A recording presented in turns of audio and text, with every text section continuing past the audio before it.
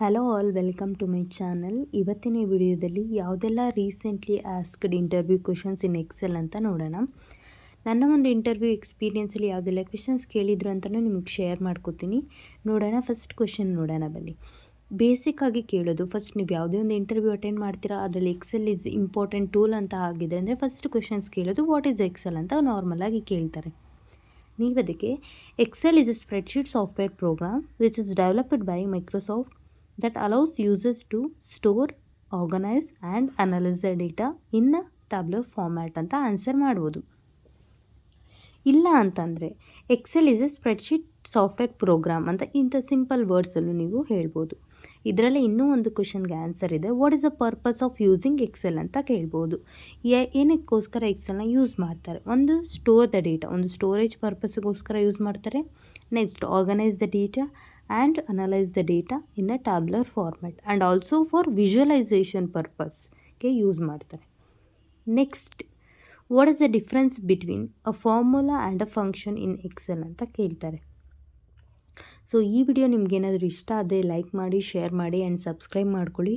ಈ ಒಂದು ಇನ್ಫಾರ್ಮೇಟಿವ್ ವಿಡಿಯೋನ ನಿಮ್ಮ ಫ್ರೆಂಡ್ಸ್ ಜೊತೆನೂ ಶೇರ್ ಮಾಡ್ಕೊಳ್ಳಿ. ಯಾರೆಲ್ಲ ಇಂಟರ್ವ್ಯೂ ಅಪಿಯರ್ ಆಗ್ತಿರ್ತಾರೆ ಅವರಿಗೆಲ್ಲ ಯೂಸ್ಫುಲ್ ಆಗುತ್ತೆ. ಈ ಒಂದು ವಿಡಿಯೋದಲ್ಲಿ ಎಷ್ಟಾಗುತ್ತೋ ಅಷ್ಟು ನಾನು ಕಂಪ್ಲೀಟ್ ಮಾಡ್ತೀನಿ. ಹಾಗೆ ಇನ್ನಷ್ಟು ಕ್ವೆಶನ್ಸ್ನ ಲಾಸ್ಟಲ್ಲಿ ಪೋಸ್ಟ್ ಮಾಡಿರ್ತೀನಿ. ನೀವು ಅದಕ್ಕೆ ಪ್ರಿಪೇರ್ ಆಗಿ.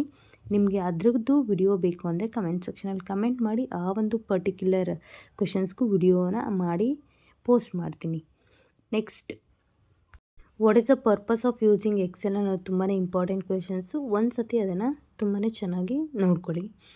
And next, what is the difference between a formula and function in Excel ಅಂತ ಕೇಳ್ತಾರೆ. ಏನು ಫಾರ್ಮುಲಾ ಅಂದರೆ ಏನು, ಫಂಕ್ಷನ್ ಅಂದರೆ ಏನು, ಎಕ್ಸೆಲಲ್ಲಿ ಎರಡು ಒಂದೇನಾ ಅಂತ ನಿಮ್ಮ ಒಂದು ಡೌಟ್ ಇರ್ಬೋದು. So formula is an equation that performs A calculation and set of values. For example, ಒಂದು ಎಕ್ಸಾಂಪಲ್ ತೊಗೊಂಡಲ್ಲ, ಒಂದು 2 ಕಾಲಮಲ್ಲಿ ಒಂದು ಡೇಟಾ ಇರುತ್ತೆ. ಫಾರ್ ಎಕ್ಸಾಂಪಲ್, ಸ್ಟೂಡೆಂಟ್ ಸ್ಕೋರ್ ಮಾಡಿರ್ತಾರೆ ಒಂದು 2 ಸಬ್ಜೆಕ್ಟಲ್ಲಿ ಅಥವಾ 2 ಟೆಸ್ಟ್ನ ಕನ್ಸಿಡರ್ ಮಾಡ್ಕೊಳ್ಳೋಣ. ಏನು ಈಕ್ವಲ್ಸ್ A1 + B1 ಕಾಲಮ್ನ ನೀವೇನಾದರೂ ಸೆಲೆಕ್ಟ್ ಮಾಡಿಕೊಂಡು ಒಂದು ಪರ್ಫಾರ್ಮ್ ಮಾಡಿದ್ರೆ ನಿಮಗೊಂದು ಆನ್ಸರ್ ಬರುತ್ತೆ. ಅಡಿಷನ್ ಏನಾಗುತ್ತೆ ಬರುತ್ತೆ ಒಂದು ಆನ್ಸರ್. ಅದನ್ನು ಆ ರೀತಿ ಮಾಡೋದನ್ನು ನಾವು ಫಾರ್ಮುಲಾ ಅಂತ ಕರಿತೀವಿ. ಅದೇ ಫಂಕ್ಷನ್ ಅಂದರೆ ಏನು? Function is a prebuilt formula that performs a specific task. For example, ಅಡಿಷನ್ಗೆ ನೀವೇನು ಮಾಡಿದ್ರಿ, ಈಗ ನೀವೇ ಒಂದು ಸೆಲೆಕ್ಟ್ ಮಾಡಿಕೊಂಡ್ರಿ ಡೇಟಾನ, ಪ್ಲಸ್ನ ಯೂಸ್ ಮಾಡಿದ್ರಿ. ಆದರೆ ಇಲ್ಲಿ ಸಮ್ ಇದೆ. ಸಮ್ ಇಂಡಿಕೇಟ್ಸ್ ಅಂದರೆ ಅಡಿಷನ್. ಆಟೋಮ್ಯಾಟಿಕ್ಕಾಗಿ ಏನಾಗುತ್ತೆ, ಬೈ ಡಿಫಾಲ್ಟ್ ಏನಾಗುತ್ತೆ, ಅಡಿಷನ್ ಆಗುತ್ತೆ. ಹೇಗೆ? ಈಕ್ವಲ್ ಸಮ್ ನೀವು ರೇಂಜನ್ನ ಸೆಲೆಕ್ಟ್ ಮಾಡಿಕೊಂಡ್ರೆ ಆಟೋಮೆಟಿಕ್ಕಾಗಿ ಏನಾಗುತ್ತೆ, ಅದು ಅಡಿಷನ್ ಮಾಡಿ ನಿಮ್ಗೆ ಒಂದು ಆನ್ಸರ್ ಸಿಗುತ್ತೆ. ಫಾರ್ಮುಲಾಗೂ ಮತ್ತು ಫಂಕ್ಷನ್ಗೂ ಇರೋ ಡಿಫ್ರೆನ್ಸ್ ಈಗ ಗೊತ್ತಾಗಿರುತ್ತೆ. What is the purpose of auto sum feature in Excel ಅಂತ ಕೇಳ್ಬೋದು. It is a powerful tool that helps users quickly and easily sum a range of cells. Here are the main purposes ಅಂತ ಇದೆ.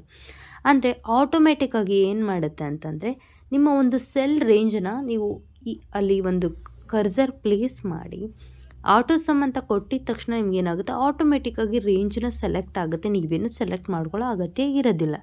Next ಕ್ವಿಕ್ಕಾಗಿ ಏನಾಗುತ್ತೆ, some ಅಡಿಷನ್ನ ಮಾಡಿ ನಿಮಗೇನಾಗುತ್ತೆ ಆನ್ಸರ್ನ ಕೊಡುತ್ತೆ.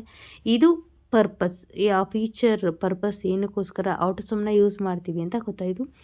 ಈಗ ಇನ್ನೊಂದಷ್ಟು questions ಇದ್ದಾವೆ. ಅದನ್ನು ಕ್ವೆಶನ್ಸ್ನ ವಿಡಿಯೋದಲ್ಲಿ ಕೊಟ್ಟಿರ್ತೀನಿ. ನಿಮಗೇನಾದರೂ ಈ ವಿಡಿಯೋ ಇಷ್ಟ ಆದರೆ ಲೈಕ್ ಮಾಡಿ, ಶೇರ್ ಮಾಡಿ ಆ್ಯಂಡ್ ಸಬ್ಸ್ಕ್ರೈಬ್ ಮಾಡ್ಕೊಳ್ಳಿ.